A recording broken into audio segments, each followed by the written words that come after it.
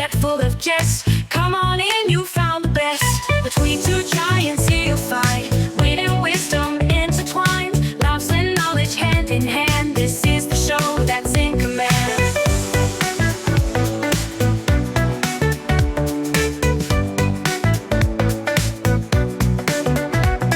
They're tall and talking, big and brains. Hey.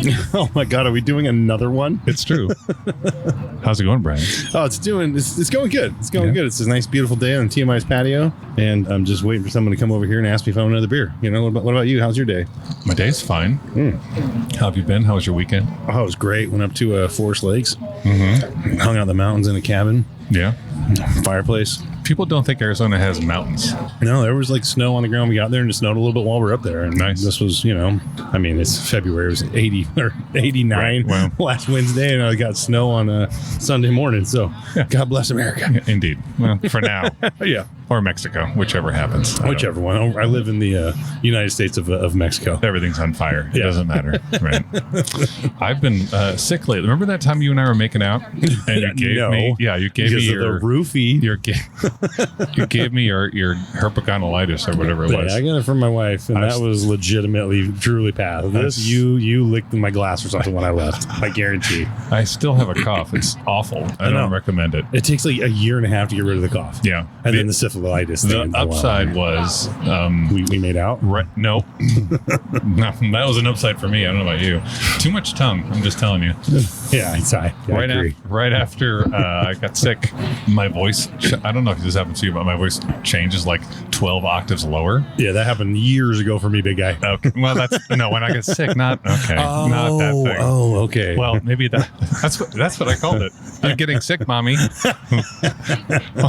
Why is my bed all wet? Okay. Yeah, sure. So, but the upside was I got a weekend gig at the Ren Fair. Oh yeah. Yeah, as a Renaissance Barry White. Can't get enough of your turkey leg. He'll be here all evening because we will not leave. I'm not lying. When I was in bed, like sick, I thought of that little shtick. Yeah. I'm like, I'm gonna use it in the podcast. Cool. Didn't play as well. It played better in my head, but that's okay. I've only done like 8 of these. Do we have guests, or is it just you and me bantering? Because I'm feeling like we're back at the first episode. If where it's you just recall, you and me. this is how it started. It is how it started. This is how everything we're getting started. back to our roots. Yeah, I mean, it started with the makeout thing, and then the syphilitis, and then here we are. And then we today. went to prom. Yeah, Right. And then your voice changed. All right.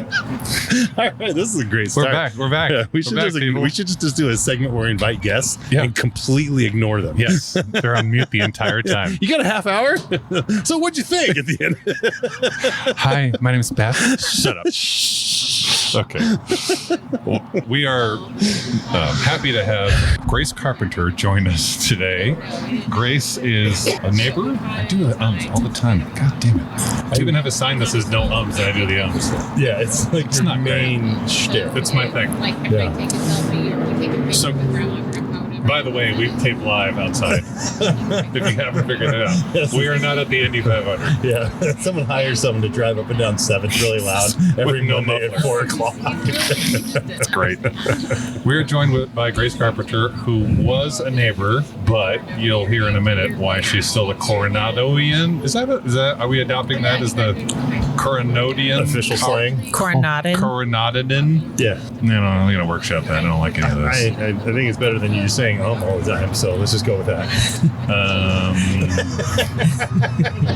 Grace, welcome to the podcast. Yeah, Thank you for having me. Absolutely. Yeah. So, Grace, give us a little high-level overview of your time in Coronado. As I said, I know you don't live here anymore, but you will, Sure. I'm sure, tell us why you're still associated with Coronado. Sure. So I lived in Coronado for about 5 years, from 2013 to 2018. Nice. And I'm still very much connected to Coronado because I love old vintage historic houses and I love renovating them and saving them. And I counted, I've done 23. That's amazing. That's pretty awesome. Yeah.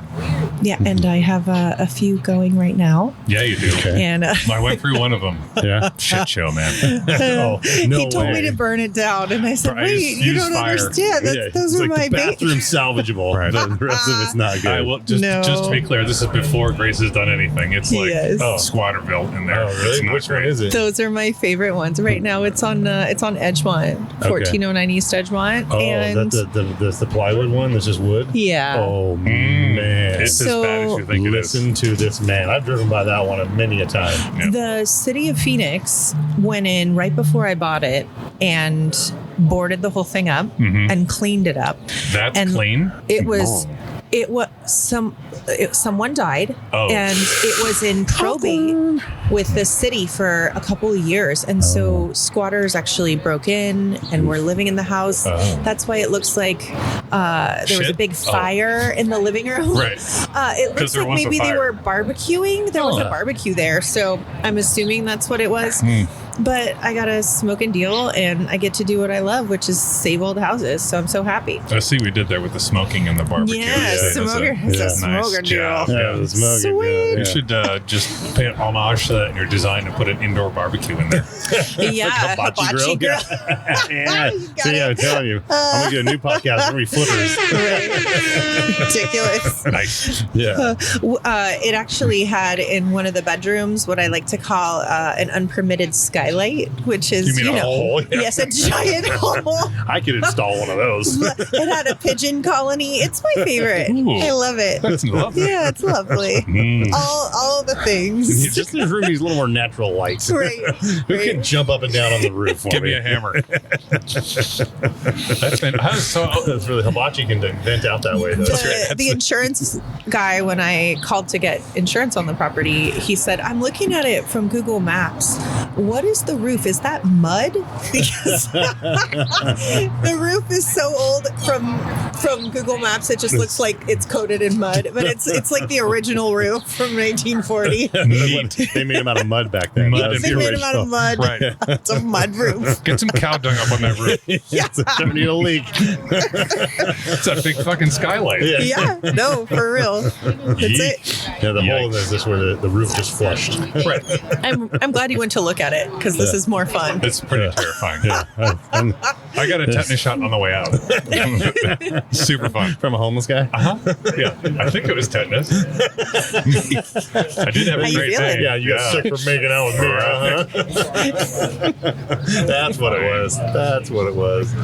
Oh, that's crazy. The listeners obviously can't see it. I've seen it. I'm curious, when you have a bare bones, I'm going to call it a gut job like that, how long typically does it take you to turn that into something you can sell?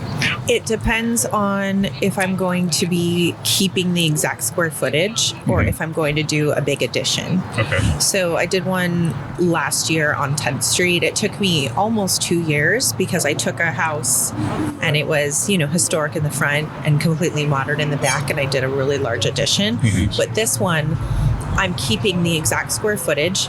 Something I do a little differently than other renovators is I try to really always consider first-time home buyers and people getting priced out of the neighborhood. And I'd really like this home to go to a first-time home buyer, so I'm going to keep my renovations nice and tight so I can keep my price low enough for someone to enter. Right. No, that's smart. And you can get an option where you don't need all the fanciest everything. You know what I mean? Some people just need a home. Yeah. Well, I really like doing them. And so there's so many tricks when you've done this many to where you can make them super beautiful, but also affordable. Yeah. But I don't do the $1 million Coronado homes. I don't do those. And people can do that on their own if they want to, add or upgrade things, just make Exactly. it livable. And everybody eventually does something to their house, Right. And this one has a huge backyard. Nice. And someone could build a garage, someone could put in a pool, but I'm not going to do any of that. I'm going to keep it affordable. To answer your question, I expect probably about 4 months. That's amazing. I know that sounds insane. It does. But to pull permits for just I'm not changing the layout, right? So you don't need, and also internally where the kitchen is, where the bathroom is, where the living room is. I'm not changing things. Yeah. So So getting Plumbing, permits, all they're over the counter. They're Yeah. really easy to get, and things move really fast Right. because you already have the blueprint, right? So Sure. now it's just ripping everything out and building it back up. And modernizing, I would imagine, Yes. right? Yeah. So it'll have new plumbing, new electrical. Right. You don't need a permit to change your sink. No, you don't. And actually, the sink, I know it looked horrible. Looks but like someone pooped in it. Well, Well, it's the ceiling It's an- falling through. it's an original attention. cast iron sink and really detailed, beautiful, historic 1940s countertop. And I am going to save that. Nice. It's all tiled. That's cool. But that's probably one of the only things that's salvageable. It does have the original concrete floors that are Nice. dyed red. You know how Oh, there were yeah. like 3 different colors that were used all over the valley: Yeah. yellow, green, and red. And these are red concrete floors. So Pray if I for can red. say them, I will. I mean, they're more Covers of up like the a blood. rusty Right. Yeah. red. Right. It looks really good with mid-century furniture and stuff. So Yeah. I don't know. I'm probably going to keep it. Do you ever like rip up the concrete to see if there's hardwood underneath? No, too soon. Too soon. It's great. That's a good joke. I like it. It's, You'll be here all week. Yeah, thank you. that's Thank good you. times. Thank you. I approve. Yeah. So you've done, you said you by your count 23 in the Yes. neighborhood. So why keep coming back? Because I would imagine historical homes present a challenge in the sense that they need to be updated a lot. There's some potentially problematic things because they're from the 1920s, 30s, 40s. There's 2 answers I can give you for that. Okay. I've made a little bit of a reputation for myself as someone who will save these houses. So now I get offered them first. Nice. Interesting. That's So cool. I get my pick. This house that I'm doing on Edgemont. It was never on the market. Yeah. I literally bought it from the estate after it came out of probate, and the people that were negotiating with the estate called me first. Nice. So I get first pick. And once you've done as many as I've done, the barrier to entry for me is low because I can walk a property and be like, well, it's going to be This is- $10K for the roof. It's going to be, I can do a list in my head. Right. And it's as simple now because my contractor, I've done maybe 100 projects with my contractor, Nice. and we walk it and I go, what do you think? He goes, oh yeah, it'll be okay. I literally hand him the keys and a check and say, you know what I like. You know, Sounds like my prom day. It's amazing. So having the right team and just doing tons of them, it's so easy to do another one. There are a few things that are hard passes for me. If it's a complete burnout, meaning there's just like one wall remaining, I won't do burnouts. And there's a I'm not really saving that, you know? no, there's no saving that. And at that point, the amount of red tape the city gives you to rebuild, because you have to involve structural engineers, Right. you have to prove the viability even of that one remaining wall. It takes too long. It's not even worth it. Candlelight vigils and all Right. that, save the wall. Yeah. Yeah. Save the wall. Chain yourself to the wall. Exactly. That's funny. I have a question for you. I've bought my first home I bought was a historic home back in Northern California. Yep. And we fixed a lot of little things and uncovered. I call it peeling back the onion, you know? Oh, yeah. And my last one we have here on Cypress Street, it was a flip. I don't know if I should trash a company on our podcast, but I hate. Unless they're going to be sponsors, I don't care. Yeah, no, actually, it's done by the district years ago. And Oh, yeah. Yeah, dude, no, funny. I know them. Yeah, funny story. Like they had the landscapers come to clean the yard up at the very end.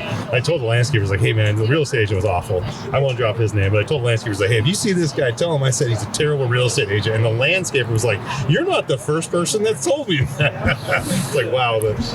My real estate agent was almost trying to talk me out of buying this house, but I like the project. And I know there's only Yeah. 3 owners in it, and I'm handy, so I can do stuff. But if someone looking into buying a historic home, like, what are your key things to, like, obviously you're gonna have your inspection, but things were missed Sure. on mine that I uncovered later. What's your tips to be like, make sure this, and this, like, check Yeah. these core things? What do you recommend? You want to check and make sure you want to understand whether or not it has cast iron plumbing. Yeah. Because it was used prolifically Yep. in the valley up until the 60s, 70s, and it has a shelf life. Yep. And cast iron in our weather disintegrates. Yes. So there have been a couple projects that people that I know of have undertaken where they pulled up a bathroom floor and the toilet wasn't even connected to the main line anymore. It was just dumping into the earth because the cast iron had disintegrated. The roof fell through. And it's very expensive. It's easy to fix if you're doing it while you're doing everything else. Right. Yeah. But if you do this big beautiful renovation and you don't renovate the cast iron, it's a ticking time bomb. Tearing everything So up. Right. always look for it. Okay. The other is cloth wiring, knob and tube. Yep. And sometimes in these historic houses, you have a new panel and you have new wiring, but then you've got like one porch light that they never switched over and it's live, and that's a fire hazard. Yeah. So I always check for cloth wiring. I always check for cast iron plumbing, and then lead-based paint. If you don't plan to, there's ways to mitigate it, but you should always be thinking about lead-based paint too, because it's just going to feel the air and it's full of toxins and everything. Yeah. Generally bad. Yeah. Yeah, no, that's great. I've actually have a friend that has the knob and tube in their house. You know, they bought a really good deal on it. And two of my friends had cast iron issues, and I just did the liner on my thing, which is really fun when you spend $9,000 and then you cover it up with dirt. Right. The liner, the thing that's like a slinky. It's so cool looking. It's so neat. If I had the chutzpah, I would go buy one of those companies and just start it up, because that is the coolest thing. It's so neat. Ever. And it's like forever last. I mean, it's just, it's impenetrable. I love it. It's incredible. Like several friends, we had our house, like one of the cast irons, they just plugged it up with dirt, but it was still kind of connected with the sewer. So our one bath was like, man, it just kind of every once in a while in the summer doesn't smell well. It smells like a roof, if you know what I mean. And then we dig it out, and it was just like, it was attached, but they just left it attached and open in my wall. It was really good. It was really fun after we ripped the bathroom out. And so that's really good advice. So the things that I love like, that, God damn it. the things that I love that people avoid, which I don't think that you should ever avoid, are lath and plaster walls. Oh yeah. This is why I love them. Yeah. These new builds nowadays, you could just put your hand through it, right? You can hear the toilet flushing in the house next door. Lath and plaster is the most amazing insulation and room dampening. You can live in a tiny house with properly insulated walls and not go crazy because you don't hear everything. Right? Yeah, it is kind of a pain to hang things on a little bit. You got to learn the technique of, truly, like, you know, but the hook once, through. Yes. Yeah. It's an art form. Especially in the homes in Coronado, at least in the historic districts, are tiny. Yeah. Yes. So even more reason to have it insulated. Absolutely. It's Exactly. not great. Absolutely. I use these new Steco homes. I bought some new built homes too in the past, and they'll just do like a foam chicken wire, and then they'll just spray on the what's it called? I can't even think of the name of it. The exterior stuff. The stucco. Stucco. Right. Yeah, and like I was a cable guy. Sometimes I go to a house, I put drill in the outside of it, and just like, like, oh my god, Super brittle. It's just brittle. I mean, it's just, how is that even legal, man? It's insanely cheap. It's the worst. Yeah. So how did you just wake up one day and be like, you know what, I'm gonna start rehabbing homes? Well, you don't know my story. Well, I do, but the people listening don't. All right. No, I used to live in the Netherlands, and I went there for graduate school. And after graduate school, I was really bored, and I started flipping houses there, row houses built in the 1700s, 1600s in the Netherlands, and in my 20s, and I loved it. I was obsessed with it. And my family do it in California, and so I kind of grew up understanding it. My uncle's a master electrician, and he stopped and started buying and renovating houses in the 90s. And I used to drive up from my undergrad. I was at UCSD, and I'd drive up and see my aunt and uncle, and they'd say, come on, put your work clothes on. We're going to rescreen a property, or we're going to retile, or whatever. So, I mean, it's kind of like a family thing, maybe a little bit too. But when I moved to Phoenix, I moved here in 2011, and I bought a house in Garfield for $49,000. Yeah, sounds about right. That's high for Garfield, actually. It was. Well, I mean, it's gorgeous. I still own it. It's got 14-foot ceilings and hardwood floors. and it looks like a Northern California Craftsman, Nice. which is why I bought it. And I was so excited because my mortgage was $200 a Right. month. And I was a flight attendant when I moved here. And I all of a sudden I had like an income that I could afford a home and take vacations and, you know, have dental work done. Yeah, It was, you know, I felt like an adult. It The was American amazing. dream. The American I can dream. smile again. Right, it was amazing. And so part of it was catching Coronado and Garfield. I've always done Garfield simultaneously with Coronado right. at the right time because it's just been an upward Insane. trajectory the whole Absolutely. time. Yeah. So I got really lucky. Yeah. But also my husband looked over at me one day and he said, "You should start flipping here." And I was Yeah. like, "Oh no, I don't know anybody and I don't have a crew." And you know, I tried to talk him out of it and he said, "No, you're doing this." Okay. And You're like cutting plywood and shit, redoing your own kitchen. He was tired of me renovating our own house. Yeah, He get said, the hell "Get out out of of here." here. Go do something You're with your not good life." at being bored. Where's this door come from? That's very true. Another addition, huh, dear? And you know, one turns into five really easily. I mean, you suck at the first one. That's true of that's where you anything. you learn all your mistakes Yeah. and whatnot. I man. find that to be the case with shots of Malort. Yes, The yes. first one's terrible, but after that, it doesn't really matter. Yeah, and Smooth podcasts too. sailing. Right. Feel the same way about podcasts. We're getting there. That's great. On our way to terrible. So having done not just in Coronado, but like around the valley, a lot of homes. What's the weirdest thing you found? Well, I found a few weird things. A house in Garfield had 21 cat carcasses. Oh, man. Glad she said cat. You know? I was like, yeesh. Yeah, that was difficult Yeah. because you were like, did I hear naturally? Yeah, it was like a bad someone rave, someone bring murdering bad cat? stuff. It was. Was there a hibachi in there? I was. There was no indoor barbecue. No, Oof. not in that one. I mean, at least So you never that's- built the roof. That's a weird one. I did a house in Old Town Scottsdale, and it had some interesting Native American artifacts in the Oh, that's backyard. cool. No. The pounding stones that were used for Like moss grinding and stuff. it, And I yeah. don't know if they originated there or someone had collected them, but I ended up taking all of those Yeah. because I Yeah. thought they were really cool. Yeah. And this last house I just did came with a vintage truck. It came with a 1973 Chevy. Was it in the closet? It was in the backyard, and I was ordered by the city to remove it. And of course, you get what's it called? Absent title, or I forget what the name is. But I called it abandoned title. I called a friend of mine who is a car collector here in the valley, and he said, "I'll take it off your Yeah, hands." you will. Yeah. I'm like, Because I maybe- wanted to charge you to pick it up. no, he paid me $2,000 cash. Nice. So, All right. That's good. so I don't know. I'm sure he got a deal, but Yeah. it was a really cool car. Oh, he should flip it and give it to you, and you could be your work truck. Well, what he did is he told me that I can have first right of refusal when he's done Yes, fixing do it up. that. And I There said, you go. hell yeah. Yes. That's smart. And he said those old Chevys are so cool because you can still buy brand new parts for them today. that's So crazy. he's like, it's so easy to rebuild an old Yeah. Chevy because Yeah. you just buy everything brand new and put it in and you're good to go. Old Yeah. cars out here last forever because there's Yeah. no weather, really. Yeah, they don't rust, Exactly. and That's cool. They use the same power window buttons now they did back in the 40s. No? Too soon. Okay. I think it's a crank. It's I think they were Old cranks. school. Yeah. That's cool. Yeah. All right. So, anything else weird? Anything that you did? Actually, I know this wasn't found in a home. Yes, clothes. Lots of cool clothes. So Really? the Oh, wow. guy who died, his name was Bruce, Oh, and no. I'm wearing one of his work shirts. He didn't die in it, did he? No, I don't Good think so. Lord. He didn't have a lot But of cats. Bruce did he? is really cool, man. He had a really cool 1970s wardrobe, Nice. and I took his Yeah, work That shirts. is great. He took Yeah. his work shirt and he died in it. Oh my God, that's so cold.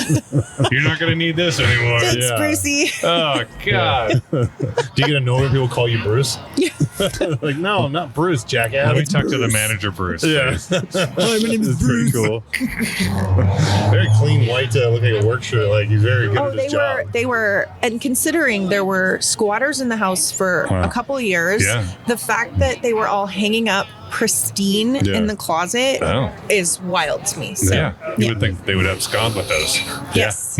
Absolutely. That's my word of the day. Abscond. Thank you. Okay. Okay, good. it's a good word. Yeah, But I'll thanks. look it up tomorrow. Okay. Brian, do you have any questions before we get to the rapid fire? I don't have any questions because I just don't have any. I don't have a reason. That's okay. You're allowed not to have good. questions. Good. So this is the part of the program where we ask you rapid fire questions Got it. that are crucial to the integrity of our podcast. So think very carefully when you answer. Oh no, what am I in for? Let me go back and forth. I'll do one, you do the next one. Is that Sure, right? why not? Okay. What color is your happy place? Turquoise. Well, That very was fast. rapid fire answer Rapid- to a rapid fire. No question. shit. No hesitation. All right, good. All right, I'm going to pick up one I like the best. But if animals could talk, which one would be the rudest? Wolves. Wolves? Wolves Why are rude. Why are wolves? They don't care about you. Yeah, they always be howling at you. Huh? Or geese. Yeah, I was expecting a record scratch. I respect the respect, my okay. friend. Or geese. Geese, yeah. Geese are pretty. They seem Yeah. like They're dicks. kind of jerky. Yeah, if they're Yeah. alone and it's just a goose, it's cool. Once you get in a pack of geese, Yeah. turn into real Forget it. dicks, dude. Yep, that's it. A pack of dicks. Walk all Pack of dicks. cocky and shit. Yeah. Not cocky. Those are roosters. Yeah, those are different. Yeah, wild turkeys are real dicks too. They will not Yep. give you a nice day. Basically birds. Walking birds. Yeah, ostriches, a big bird. That guy's a dick. Yo, I'm from the streets. I'm like, okay, sure. Yeah, he's got Snuffle up against behind him. All you know. Yeah. Anyways, We that's talked all about my- stuff ago. That's a callback. Yeah, I didn't even need to. I just had a lot of street, Not a Sesame Snuffleupagus. Street material. It's all that childhood trauma. I don't want to go to the street. Your next question, Grace Carpenter, is what's the best fruit? Watermelon. Wow. Man, this She is is the fastest. on Yeah, point. did you give her the rapid fire questions No, too? I didn't on purpose. I feel like she's been listening to the podcast. That's Nope. unlikely. Yeah, that's No. I'm a never listener. Don't worry, I'll listen to some now. Okay. Yeah, Now. I was like, oh, you have a podcast? never How listener. nice. it's so cute. Oh, sure. I'll come on your podcast. I like the never listener. You steal that from the Never Nude? No, never mind. Arrested Okay. Development reference. Okay. That landed. Okay. So I love this one. Would you rather have no elbows or no knees? So walk like Frankenstein or walk like a weirdo? No knees. No knees. No I knees. feel like elbows are far more important than knees. That's true. You'd just be walking with sticks, like chopsticks. Yeah, for you'd be legs. marching like a psychopath, You're like, but you you look, could get you look like around. Gestapo-y, honestly. You be careful. That's, You get everywhere you're going really fast because you just be flooring it the entire time. You just look like the gingerbread man. Right. This is strong wind. You're fucked. You're just getting out of a chair. You gotta have a pulley thing put on, you know? Yeah. You can put it in your house. So you got the skills. That's fine. Elbows are so important, though. With Yeah. just Oh, yeah, everyone just slew. That'd be You bad. just The can't- slew this shit. Think Can't about drink one of anything. each. One elbow, one no elbow, and one no. Oh, that would look And they're opposite. No elbow on your right and no knee on your left. I don't you know split which your answer. One of each. Can I have just elbows for knees? That'd be Like go awful. sideways. Oh, God. Just be super. It's perfect. Yeah, we should switch it to feet for hands or hands for feet. Amazing. Well, Grace Carpenter, thanks for coming on our podcast Yeah. Oh yeah, thanks for having and me. entertaining us. Yeah, seriously. I had a really good time being entertained. I learned a lot. That's good. Yeah. I'm glad. So, Well, thanks, Grace, and we'll Yeah, you're see you welcome. soon. yeah, thanks Yeah. for never listening. We appreciate it. Oh yeah, you're welcome. Thanks for not being a follower. Thanks for not caring about this show at all. If you follow us, that'll be 3 of us, including me and Michael. Just saying. Sweet. You're forgetting Seamus McShamus. Seamus McShamus. I In forgot about Ireland, that. we have one Irish listener. Yeah. That's his real name. I don't know. No, Oh, I okay. just We're made, assuming. It's technically Seamus McCaffrey, but he can't remember that because he's racist. Oh, It's fair. Thanks, everybody. Okay, bye. Bye. bye. Step right up to the wildest show where two big minds are ready to blow. Conversations deep yet full of jest. Come on in, you found the best. Between two giants here you'll find wit and wisdom intertwined. Laughs and knowledge hand in hand. This is the show that's in command.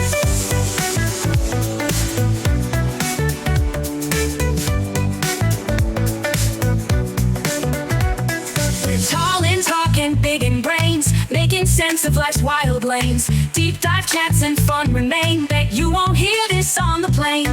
Between two giants here you'll find wit and wisdom intertwined. Laughs and knowledge hand in hand. This is the show that's in command.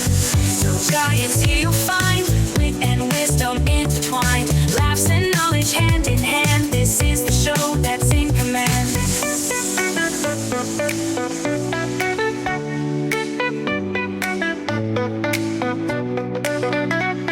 No stone unturned, no joke too small.